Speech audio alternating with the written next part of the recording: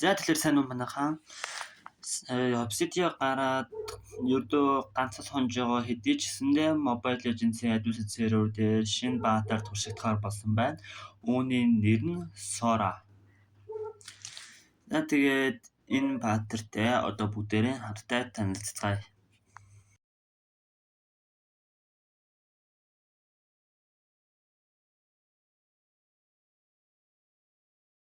За тэгээд эхний скиллийн хувьд Суёгийн хоолдлсон 2 дугаар скилдээ ер нь жоохон төстэй харагдчихэж магадгүй. Яг уу тэгээ миний анхны сэтгэл бол нэг тиймэрхүү байсан. Гэхдээ энэ сүүлийнхэн цохилтыг хийхээс өмнө чиглэлээ нэг удаа ингэж өөрчилж болд юм байлээ. За тэгэхээр 2 дугаар скил нь өдөөсөө урагшаа даашлаад дайснаа он өрөж ингээл болоо ердөөсөө. За тэгээ үлтний хувьд гэх юм бол доор байгаа пассивыг дүүргэн. Тэгээд энэ баатар болохоор аян болон үер гэсэн хоёр төлөвтэй. Тэгээд тэр төлөвдөө үлтээ ашиглаж ордог. За энэ бол үерний төлөв байгаа. Ерөнхийдөө бол скиллүүд нь зарчмын хувьд бол адилхан харагдаж байгаа. Тэгээд үлт нь болохоор үер олны аяны төлөвт орсны дараагаар нэмэлтээр дэмэж хийх боломжтой болдог.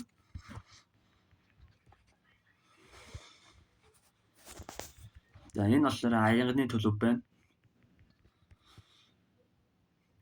Тийм үер бол аяны төлөв айл нь ингэж дэмэж хийдэг. За тэгвэл үерний төлөв болон аяны төлөвийг хэрхэн мэдэх вэ? Их амархан. Хэрвээ үлтээ ингэж баруун тишээ дарах юм бол үерний төлөв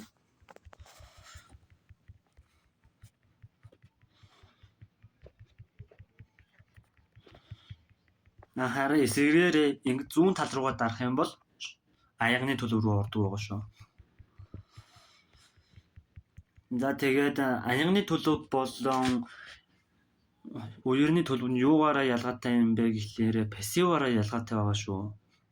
Нэг нь болохоор илүү аяны төлөв нь болохоор илүү дэмэж төвлөрсөн, харин үерний төлөв нь болохоор жоохон махархад төвлөрсөн гэж хэлчихэд ер нь бол болох байх. За тэгээд нэг энэ баатар нэг иймэрхүү байна. Тэгээд юу та нар ер нь юу гэж бодож байна? Тэгээ үер бол аяны төлөвийн энэ сонголтын талаар бас юу гэж бодож байна? Ер нь бол их сонирхолтой санагдаж байгаа шүү надад бол. Гэхдээ ер нь бол өөрөөс ч өөр хинч аль төлөв рүү хизээ орохыг нь мэдэхгүй. Байж та би үерний төлөвийн ийм нөлөөг мэдээгүй юм шүү. Аль эсвэл зүгээр үлтнийх нөлөө юм болов уу? Төлөв байж та.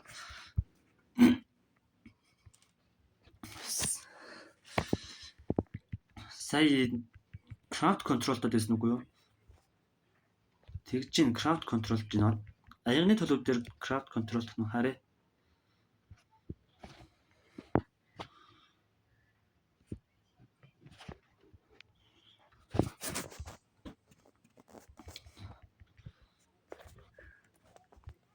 Аяны төлөв дээр craft control явахгүй. Үерний төлөв дээр явд юм.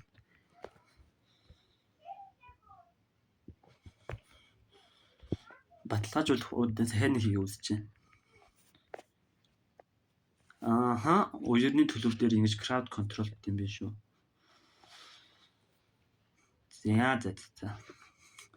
Ер нь бол нэг иймэрхүү байна. Тэгээд ер нь энэ баатрийн ерөнхий скил нь бичигдэж эхэлж байхад болохоор энэ баатрыг One Piece-ийн collaboration loop-ийн дүрд орох магадлалтай баатар гэжсэн. Тэгээ яг One Piece-ийн collaboration гарах эсхийг бол сайн хэлж мэдэхгүй л байна л да. Гэтэ ер нь бол гарах их магадлалтай харагдаж байна.